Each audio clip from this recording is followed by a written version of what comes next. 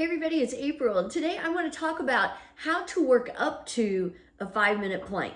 No, it doesn't magically happen. I'm going to explain how you do it. So I'm going to start on forearms, and I'm going to switch because that's what I suggest you do when you're working on your 5-minute plank. And you can follow along, hold as long as you can. Maybe you're doing 5 minutes. So I'm going to start on forearms. And one way to set up, wrap your hands around your biceps so you know you have the right distance between your hands or your arms. Forearms come out in front of you. You can interlace fingers if you like, which makes it a little bit easier. Pull your shoulders down your back, then lift your upper back, lift your chest, pull in your belly, come up on your toes, shift your weight forward slightly. The timer has begun, but then do all of that again. Press into the floor again, separate your shoulders, make sure everything's active. Pulling in your belly again, pulling in your navel, tightening up your glutes, pressing your heels back. So everything is engaged. So that's the first part of working up to your 5-minute plank, is making sure you have the right form and you have a good setup. And remember, holding longer is not better than holding correctly. So you always want to make sure, let's say you're going for adding on a minute or something like that, make sure you have good form the whole time. That's the most important part. It doesn't matter if you hold for 5 minutes if your form isn't good. So I have on my website, handstandinggrandma.com, you can go on there, and if you subscribe, you can get a PDF that I put together on how to work up to a 5-minute plank. Oh, wait a minute. So I'm going to switch to my hands. And it details how you can work your way up in 5 weeks. And you could take longer than 5 weeks if you want, but that's a good amount of time, I think, rather than trying to do it in just a few days. You're going to burn yourself out if you do that. You also, you could even maybe do it in a month. You could step up the square. I have them in nice little squares on a chart, where to start and how long to hold everything.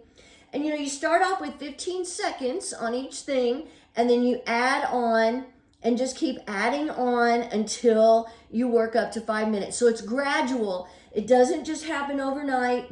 It doesn't happen because you're a certain size. I've had people say that to me. It's because I'm smaller that I can do planks and hold them for 5 minutes. That's not the case. So you have to work up to it. 2 minutes. So I'm going to come back to my forearms. I'm going to lift a leg. So notice I'm switching every minute. Now, and I'm not taking a long time between my switches. You want to make sure you move right into the next one. Get your good form again. Pulling in your belly. Pressing your forearms into the floor. Making sure your shoulder blades aren't coming together. And then when we get to 2:30, I'm going to switch. You don't have to lift a leg on this part, but you can. And you may find that you just want to work up to a 5-minute plank on your hands or on your forearms. That's totally up to you. But like I said, this is how I did it. And I wanted to put it in a nice little chart. So again, if you go to handstandinggrandma.com, and there goes my dog again, you can subscribe to my website, and then you can get you can download that PDF for free. 3 minutes, I'm going to come into side plank. Remember, you can do side plank on your forearms. You can bring your foot in front of you if you like. Side plank's probably my favorite. I'm not exactly sure why, and my dog's crying. He's okay, really. He's a rabbit out in the yard. And you know what? He's never ever going to catch the rabbit. But you could ever work up to a 5-minute plank if you take the time. Don't rush yourself. We're at 3:30. I'm switching sides. And you know what? Maybe your goal is to work up to a 3-minute plank. That's good. 3 minutes is good. 2 minutes is good. Just increasing your time and your frequency. So maybe you start planking 3 or 4 times a week. And that's certainly better than what the average person is doing. It's probably better than what you're doing now. We're at 4 minutes. I'm coming back to my hands. And I'm going to finish on my hands. And that's how I have it in my chart. That you start on forearms, you end on hands. You could do it opposite if you wanted. You could start on hands, end on forearms.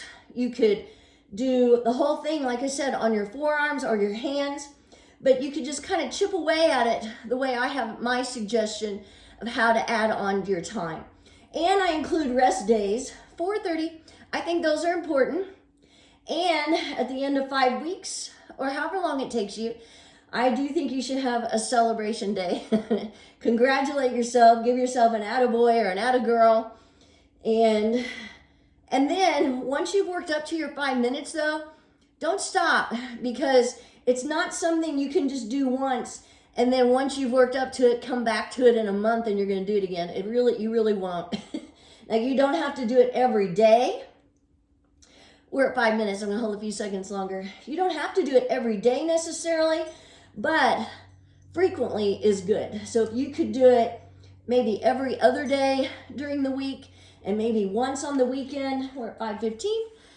That would be good. Riley.